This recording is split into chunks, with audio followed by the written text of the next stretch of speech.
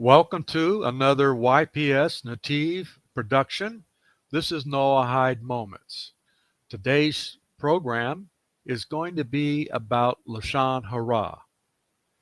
I have a short clip from Rabbi Anava, who will introduce the subject of Lashon Hara, and in future Noahide Moments we will take small snippets and present information that is so important. Most people don't realize how important and how much of an impact Lashon Hara has had on Israel, the history of Israel, leading to the destruction of the temples, leading to the Hashem judging Israel when they gave a false report, and other instances. And we'll talk about those in future episodes. I hope you enjoy this and come again. One of the biggest, if not the biggest problem we have in our generation is Lashon Hara. And the situation is much worse than what you think. And it's important to really learn about Lashon Hara inside out, because most people don't even know what Lashon Hara means. Most people don't even know the severity of it. Most people don't even know how to do tshuva for Lashon Hara. Most people don't even know the slightest idea what's Lashon Hara. So without further ado, we'll start. First of all, and most important, what is the source of Lashon Hara? Because many people think there's no source to that. And first of all, to understand what is Lashon Hara. Now, when a person is talking bad about another person, but it's not really bad, by the way, it's called in Hebrew gnut. Gnut in English is defamation. And when I say something about another person, that is already Lashon Hara. Even if what I'm saying is the truth.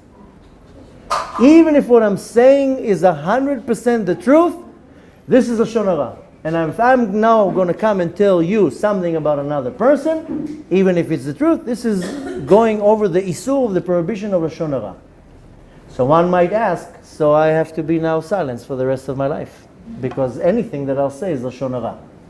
So that's why we have to learn when are you allowed to speak, what are you allowed to say, and when you have to zip it.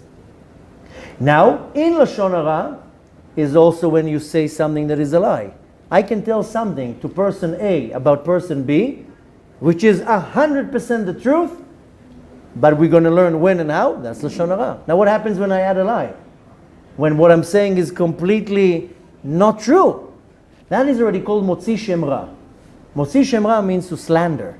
It's under the title of Lashon Hara, but that's already slandering. It's not true.